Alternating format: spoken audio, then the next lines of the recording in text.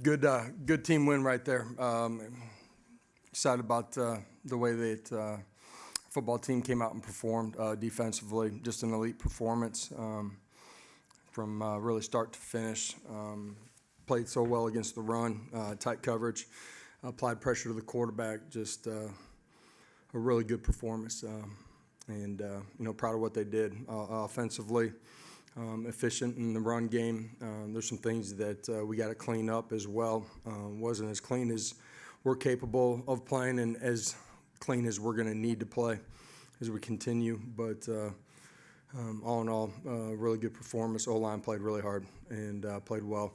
The special teams thought we were solid all night in that phase of the football game. Chase just missed the long one, or Max, I'm sorry, not Chase, going back in time there. But all in all, really solid performance. So open it up. First question is back right. Josh, you ran with a lot of 12 personnel tonight, a lot of two tight end sets. Was that just something you saw with them on scheme? What was that? And then just kind of take everybody through just the defensive performance tonight. You've not allowed a touchdown on defense in 2 weeks. Yeah. Obviously, we gave up one on the offense side of the ball tonight, but defensively played really well. 2 weeks, not allowing an opponent into the end zone. Just starts with defending the run game, violent, disruptive up front, being great in our fits, and then applying pressure to the quarterback and being really sound in our coverage. I really like, the growth that we've had in the early part of the season. I like our personnel. There's some things that we can continue to get better at, but they got great energy, camaraderie. They care about each other. We're able to rotate. We got depth. We just got to keep growing, but really love what Coach Banks and our defensive staff and players have done. Offensively, for us, 12 personnel has been something that we've been working on for a while. Our roster, when we got there, for us, we had scholarship limitations, and in particular on the offensive side of the football, that's kind of where you pick your poison. And when I say that, you're going to be limited at some position. And this is the deepest that our tight end room has been. We've been working on 12 personnel, through the spring and through training camp. And so we see it as something that will be a part of what we continue to do. Second row to our left. Rob Lewis with VolQuest.com. Coach, since you've been here, the identity of this program has been high scoring, explosive offense. What was it like tonight to sit there and just watch your defense just dominate that? Yeah, it's not the only time that they've played like that. But again, with the growth and development of our roster, we're able to play more people. That gives you depth. That helps. And the growth of our players and who we have within the scheme that Coach Banks and our defensive staff have continued to develop these guys. They've been playing well, and I love the future of what we have over there. Front row. Brett Friedlander, Saturday Down South. Let me just say one more thing. The standard at Tennessee is to be elite on defense. This is the home of Reggie White, Al Wilson, Eric Berry. You moved the ball pretty well in the first half. 20 points is still pretty good, but you got more production out of it in the second half. Was it a matter of adjustments, or was it a short field, or what was the difference? Nah, kind of stubbed our toe early on one of the drives, and didn't take advantage of it. Had turnover on one of the early drives in the first half too. So there were some self-inflicted wounds, and then the holding penalty when you're in 2-minute drive. Just the score of the game and flow of it, knowing that we get the ball at the beginning of the second half.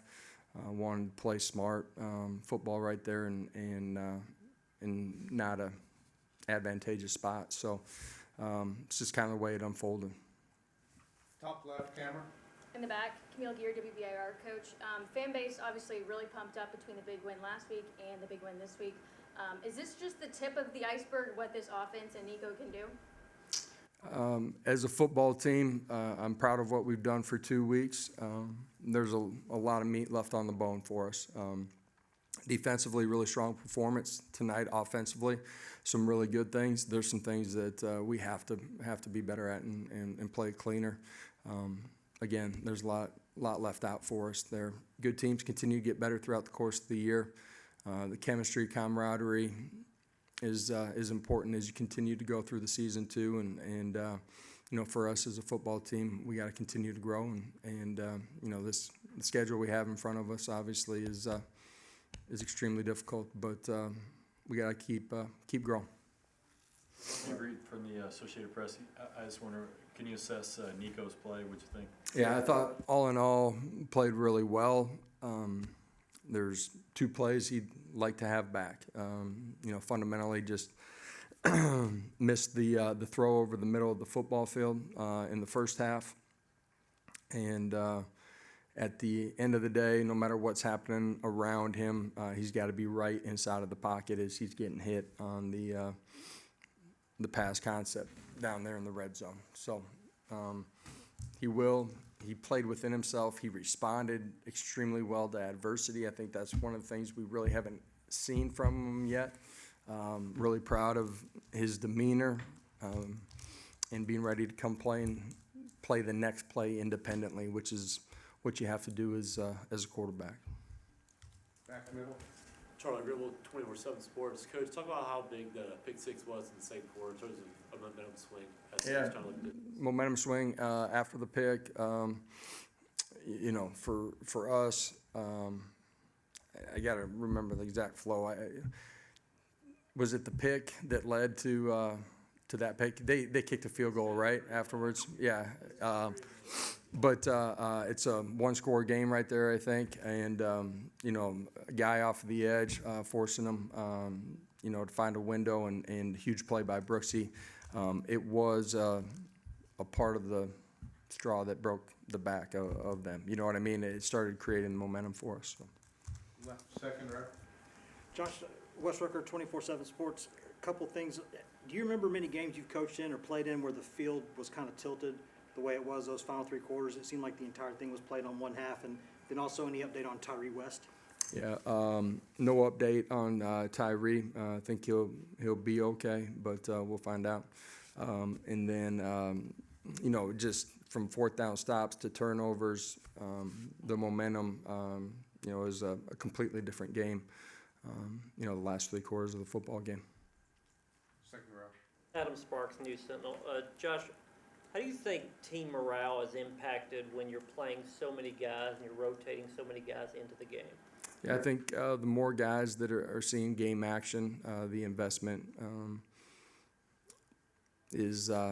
continues to grow, and they see opportunity. And you know, I said that to some of the guys that, you know, didn't make the trip here too. It changes from week to week.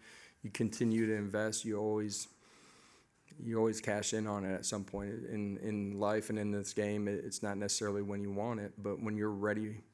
If you continue to prepare to be ready for your opportunity, when your opportunity comes, you're ready to take advantage of it. And you know, a lot of our guys that you know, played tonight have been in those types of scenarios. Back right. Josh, when you look at Miles Kitselman, kind of where he came in at and now where he's at tonight, you know, the most catches he's had in his career and getting the end zone with a touchdown, what's he done that's impressed you all and Coach Abel? Yeah, that tight end room, it's really cool to see those guys all get along, care about each other, be happy when somebody else has success. And Miles, a huge part of that.